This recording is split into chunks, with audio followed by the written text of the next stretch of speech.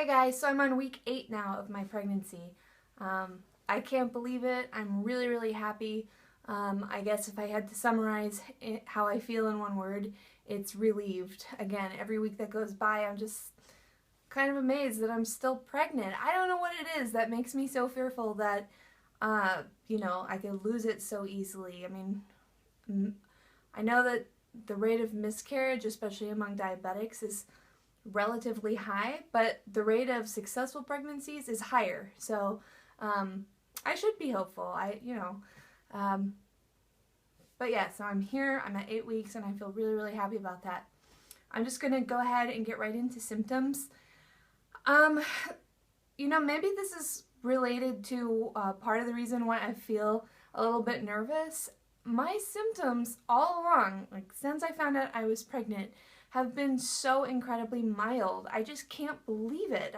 I've definitely had pregnancy symptoms, and definitely some of the common ones that you get in your first trimester, but they are just so incredibly mild. Either it means that something's not right with the pregnancy, it's not going well, or I'm just one of those incredibly lucky women who has a pretty easy first trimester. I mean, relatively so.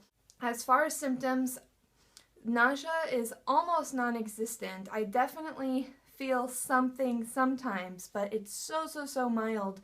The one time I can be sure to feel kind of queasy is if I picture eating some of the foods that I'm averse to right now, which include previously something I really enjoyed, which is ham. The idea of eating ham right now is really gross. And then the other thing that sounds really disgusting is ketchup. It's not like I'm a huge ketchup eater anyway, but the idea of eating ketchup to me, and even when I see the bottle in the fridge, is like, ugh. So ketchup and ham are my two main aversions. Thank God I'm not averse to eggs, because my breakfast is the fuel for my entire day, so I'm still able to eat scrambled eggs, and that's great. I'm really happy about that. It obviously sets up my day for really good blood sugar control. Breakfast, by the way, you diabetics, breakfast is a really important meal of the day, and especially for breakfast, you want to aim for high protein and very low carbs, because as you know, your blood sugars go up in the morning anyway, so it should be the lowest carb meal of the day. Just a little side note. So besides that, I'm still feeling tired, definitely sort of run down, but not totally bedridden either. If I need to have energy for one reason or another, I can muster the energy. I mean, that being said, by 9 o'clock, I'm out. I feel like I want to go to sleep for the night, and I'm pretty groggy during the day, but it's nothing terrible, and certainly not the horror stories that I've heard from some women in their first trimester. One very clear pregnancy symptom that I have, and it's the one that is strong enough that I'm like, okay, at least I have one strong pregnancy sign, and that is the pregnancy CM. That stuff is real. I've read about it in pregnancy books and also heard other people on YouTube talk about it, and that's definitely real. That started at about maybe 5 weeks for me, and it's not really a problem. There's just more, it's more CM than what you're used to, and from what I've read, that stays throughout pregnancy and might even increase. So I have that to look forward to. But hey, it's at least one solid symptom that I can hold on to and say, yeah, I'm pregnant and it's okay. In terms of diabetes, let's see. Last week I talked about how I had a couple of high numbers, outliers, and those scared me a little bit, and I already talked through that and how ultimately I think that that's okay. A couple outliers isn't going to be a problem, and since then my blood sugars have been pretty good. I haven't really had any weird numbers like that anymore. In fact, this week, like almost overnight, like as soon as I hit the 8-week mark, I've been getting low, like really low, unlike I have been in the first couple weeks. It's like my body's more sensitive to insulin right now. For instance, 2 nights ago I went to sleep, and before I went to sleep my blood sugar was 60. So I corrected with glucose. I took a glucose tab, and then 40 minutes later, before I actually went to sleep, I checked again, it was still 60. So I took another glucose tab. So I corrected twice before I went to bed. That being said, 1:30 in the morning, I woke up drenched in sweat and shaking, and I knew right away when I woke up, oh man, I'm really low right now, because sweating is something that happens when you're hypoglycemic. So I checked my blood sugar and it was 38, which so far I think that's the lowest it's been since I've been pregnant, and luckily I woke up from it, which I do tend to wake up if I get lows like that. So yeah, I just corrected and it was fine. I woke up again at 3 in the morning to check my blood sugar and it was like 74. So it was still kind of on the low end, and then the whole of the next day was in the 60s and 70s like all day. So I don't know if that's something that'll stick around for a while, but so far week 8 my blood sugars have been running a little bit more low, and obviously I'm keeping a close eye on it. I find that I'm checking my blood sugars more frequently and just, you know, trying to be responsible, make sure it doesn't get dangerously low. And so far, besides that 38 that was kind of uncomfortable and happened in the middle of the night, so far so good.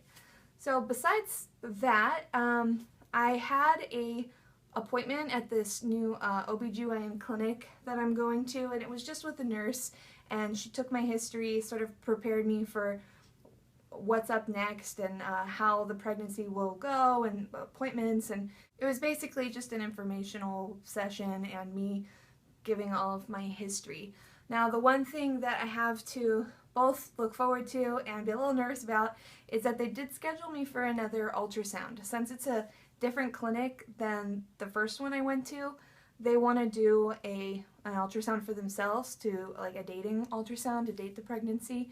So I'm going to get that in a week, next week. And like I said, I'm excited about that. I mean, of course, it's really exciting to get to see your baby and, you know, see how it's growing. And at this point, it'll actually look like something. The first time I had it, it was only 5 weeks, and it just looked like a dot, just a spot. So this time, hopefully, you know, I'll see at least the beginnings of cute little features. But at the same time, getting ultrasounds scares me a little bit because you never know, like, if you're going to get bad news. My husband's going to come with me. That's kind of a rule. I mean, he wants to be at all the ultrasounds, but it's the ultrasounds that I really want him to be there with me for, because it's one of those moments where you could end up getting bad news. So that's happening next week, and when I do my 9-week update, I'll have that ultrasound to tell you about, and hopefully a picture to show you. Besides that, yeah, I'm starting to feel a little bit more emotional. Up until this point, I haven't really felt super hormonal. Like I said, I haven't really felt much of anything. They're very, very mild symptoms. But this week I've definitely been a little bit closer to tears, definitely quicker to anger. Like, I'm not usually like that, but I find that I'm snippy with my husband. It can quickly turn into a, well, why'd you say, I'll get like annoyed for no reason. But we both know that it's related to the pregnancy, so it doesn't really escalate. But I have found myself more hormonal this week. I was watching TV the other day, and a commercial came on, and it's like for a insurance company or something. And by the end of it, I was crying. It involved like some pregnant woman, and then she's there with her daughter, and I don't think I normally would cry to commercials, so I'm a little bit more emotional than I have been. But again, nothing terrible. It's just a change that I've noticed. So besides that, last thing I'll mention quickly so that I can keep you updated as things change. I still haven't announced that I'm pregnant. You guys are some of the few, whoever watches my YouTube videos, consider yourself lucky, because not many people know. My parents, my husband's parents, and then my brothers, they're the only people that know. No extended family, grandparents, cousins. I told one friend. I told my best friend.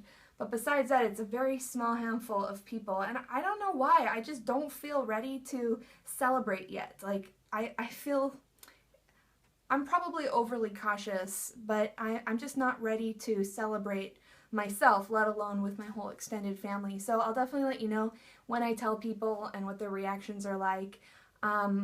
I definitely assume that I'll announce it by the second trimester, if not a little bit before that, but I'll let you know when I do that and how it goes.